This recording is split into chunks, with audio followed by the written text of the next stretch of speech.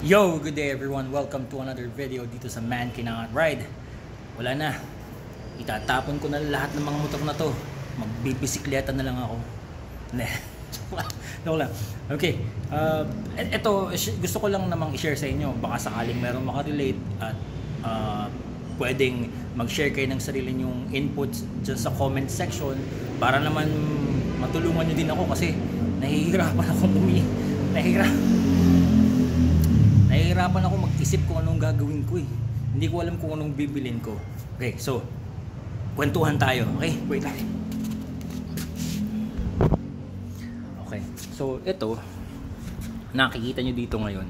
Ito yung fixed gear bicycle ng anak ko. So fixie kung tawagin. This is Celt V1. At kita nyo naman ang aking anak ay kamoteng kamote. Ay pasensya na ha.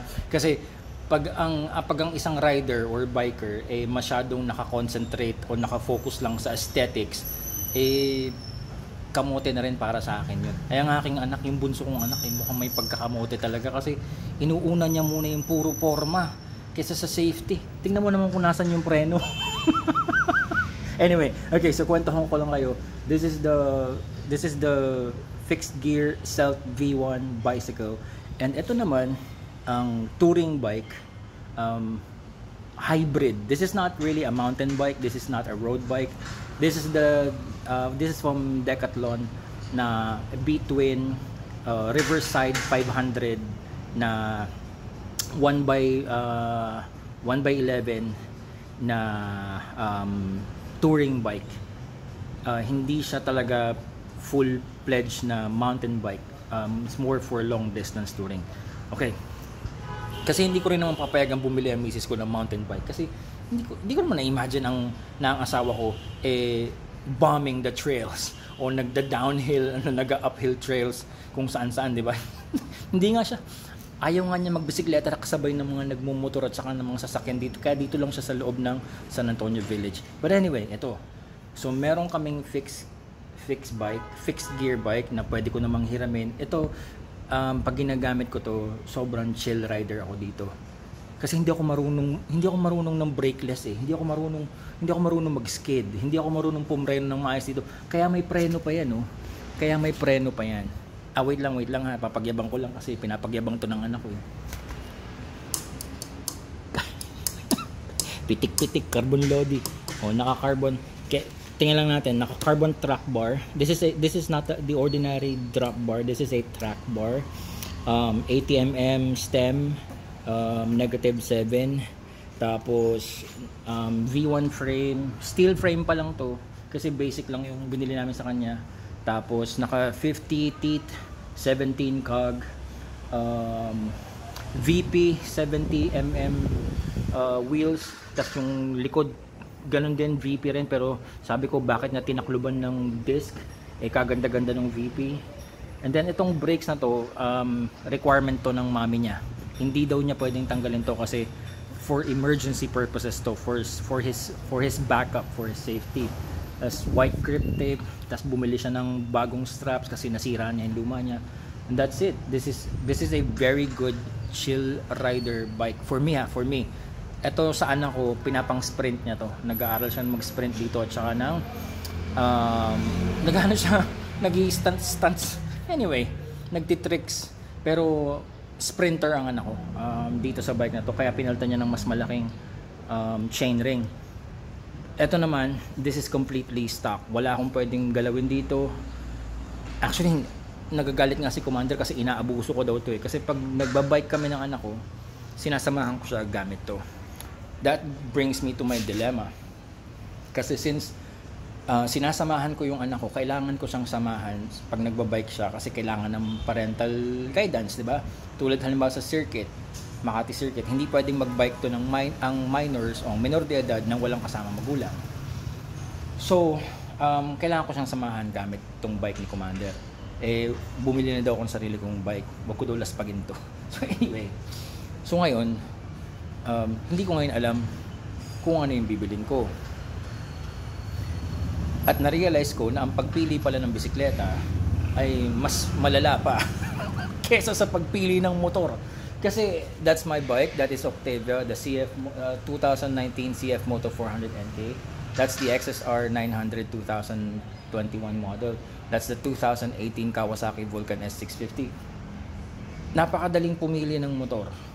Sa tunay lang, napakadali. Para sa akin again, uulitin ko, ang lahat ng sinasabi ng bunganga ko ay galing sa utak ko at yun yung nararamdaman ng puso ko. Ako yun ha. Okay? Okay? Kung hindi nyo magets, salamat na lang sa panonood. So, para sa akin, madaling pumili ng motor Madaling pumili ng motor. Pero sa bisikleta pala, ay mas toxic pa pala ang bicycle community kaysa sa motorcycle community. Ang hirap. Okay, so i-share ko sa inyo kung ano yung tumatakbo sa isip ko. Baka sakaling may makarelay sa inyo, matulungan nyo ako. Hindi ko gusto ang suspension sa bisikleta. Ayoko ng suspension forks. Ito nga, gusto ko ng i-welding to para lang maging rigid fork. So gusto ko ng rigid fork. Okay, rigid fork. Yun nga lang, ayaw ko ng 700 na size ng fixie wheel. Ito 29er to, 29 yung yung size niya. Ayaw ko ng 29 or 700C.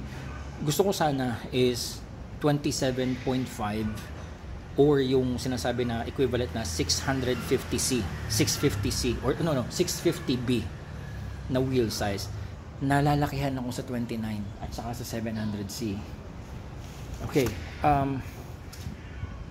pagdating naman sa frame, ayoko ng frame ng fixie na mataas yung top tube kasi medyo mahilig akong tumayo-tayo.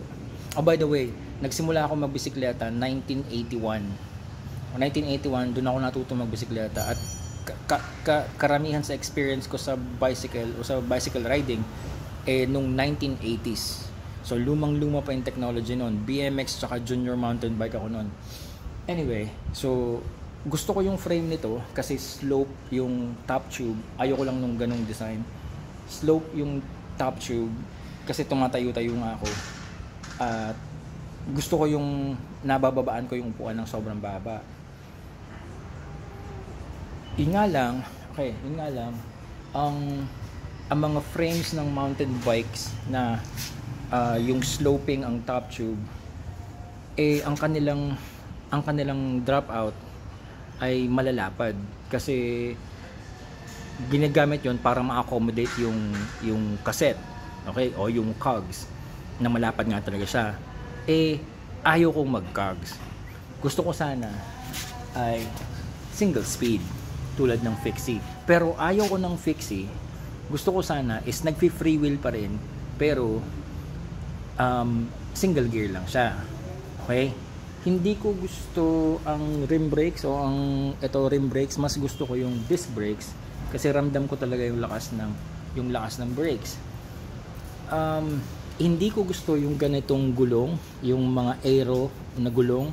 Mas gusto ko yung ganito na yung basic rim lang na mas gusto ko yung spokes niya. Ayaw ko yung solid na mugs kung tawagin. I don't like that. So, wait, I'm making a video about bikes. I'm recording.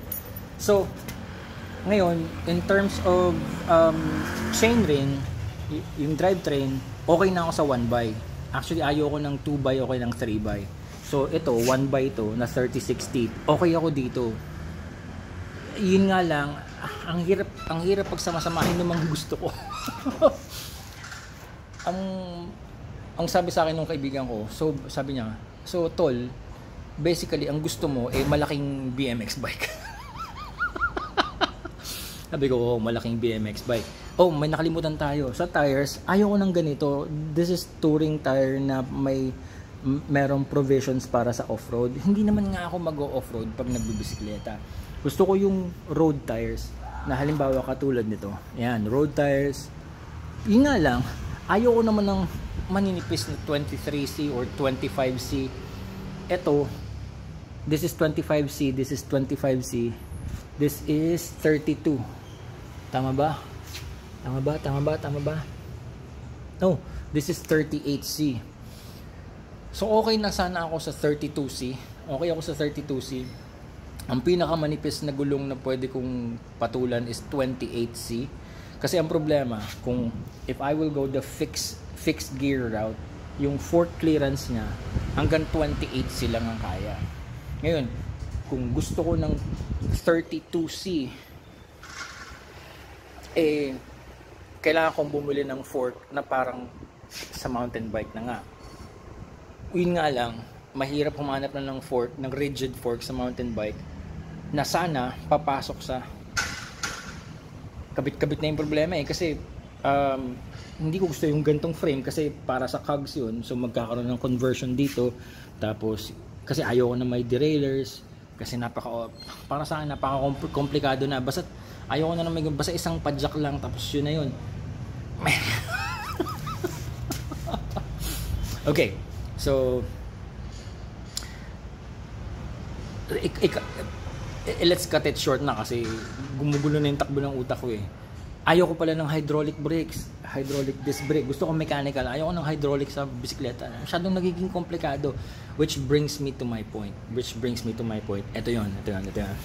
Okay. Na-realize ko na napaka-toxic din pala ng mundo ng bisikleta. Actually, parang mas toxic pa nga ang mundo ng pagbibisikleta kaysa sa pagmumotor. Kasi ngayon, I'm left with one option, and that is to consider getting a road bike. Now, okay, wait lang. Hindi ko alam kung paano posisyon gagawin ko. Okay. Which is now leading me to think na I should get a road bike. Okay, so now I'm gonna get a road bike. Ngayon, naghahanap ako ng road bike. Ngayon ko nararamdaman na napaka-toxic din pala ng mundo ng bisikleta. Unang-una, ito, pasensya na. Again, ang lumalabas sa bunganga ko, galing sa utak ko, nararamdaman ng puso ko. Akin lang to, sa akin lang to. Nung naghahanap ako ng road bike, napansin ko na yung road bike culture is all about, number 1, branding. Number 2, expensive parts. Number 3, styling. Tapos number 4, palakasan sa padjak, pabilisan. Alam mo yun, pamahalan ng bisikleta, pagandahan ng pyesa, tunog mayaman, formang mayaman, kulay mayaman, brand ng mayaman. Tapos pag nasa daan na, palakasan sa ahon. It's all about, napapansin ko na parang it's all about ego and pride na naman. Katulad sa pagbibig bike, katulad sa pagmumotor. 'Di ba? Napakarami na puro ego and pride ang pinapairal. Branding, styling, aesthetics. So sabi ko, hindi kagaya nung sabi ko, bakit nung ako 7 years old, 10 years old ako, isang simpleng BMX lang, masayang-masaya na ako. Pero ngayon, parang sa nakikita ko, ang dami kong napapanood ng mga videos na syempre nagre-research kasi ako Tapos ang nakikita ko puro ganun. Yung bumibili ng mura pero naghahanap ng mas mahal, or nag-iipon para makabili ng mas mahal kasi sa tingin nila mas magiging masaya sila kapag mas mahal yung pyesa, mas mahal yung bike, pagandahan, pa-stylan, papugian, papormahan. I don't know. Anyway, but yeah, most probably I'll be getting a road bike kasi para, 'di ba, nahihiram ko yung bisikleta ng anak ko for chill riding kasi it's a very different experience. Yung fixed gear riding, masarap siya. Nahihiram ko yung kay Mrs. kung gusto ko ng touring lang, chill riding na stroll lang. And then kung magkakaroon ako ng if I'll be getting hi Paige, if I'll be getting a road bike, then sabi ko sa sarili ko, kung makakakuha ako ng road bike, I will make sure na hindi ko susundan yung yapak ng mga nakikita ko na majority is ganun, pamahalan, kailangan maging tunog mayaman, style mayaman, palakasan, pabilisan sa daan. Yun. So, I'm looking at options for road bikes. Marami na akong nakausap ng mga tindahan. Yun nga lang, sa kasamaang palad ay nagkakaubusan ng mga affordable na models ng ng road bikes. So far, sa lahat ng nakita ko, ang dami ko na siguro mga 20 plus yung pinapagpilian ko. Sa lahat sa kanila, ang napusuan ko talaga is yung Spanker Lester na road bike. Unfortunately, siya ay 700C by 700 by 25C ang wheel set niya. I don't know if I will change it or not. Hindi ko alam, hindi ko talaga alam. Pero yun ang napupusuan ko. Yun nga lang, nung tinanong ko ang Striga or Striga, kung paano mabangin sa Mandaluyong, pupunta ako dun bukas, wala na daw dun, yung nasa Leyte na daw. So, hindi ko alam. Ang kasunod nun ng mga tinitingnan ko is yung mga Pro Max models, PR40, PR30. Tapos, tinitingnan ko rin yung ibang models ng Trinx. Kasi ang pinapagsimulan ko, ang budget is 15K pababa. Yun lang yung kaya kong ibuhos sa road bike. Or, kinakausap ko rin yung binilhan namin ng Celt at kinakausap ko rin yung binilhan namin ng Decathlon. Kasi sabi ko, patusin ko na lang yung isang flat bar road bike ng Decathlon, yung Triban, yung RC100, or bumuo na lang kami uli ng anak ko ng isa pang Celt fixie, pero gagawin ko yung mga components na gusto ko, a free wheel or kung ano man, and then I will try my best to find 650B na wheel set. Kasi gusto ko nga talaga maliit na wheelset. Ayoko ng 29, ayoko ng 700.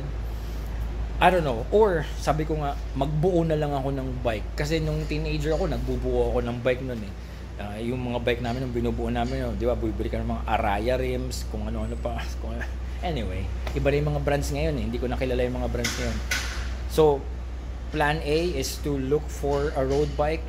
Plan B is to build another fixie bike na gagawin kong free wheel stroll bike, flat bar fixie bike. Or plan C, as in bumuo na lang ng chop suey na bisikleta. Maghahanap ako ng frame na pwede kong i-convert into single speed. Yung dirt jumper, sobrang mahal-mahal ng anak ng tete.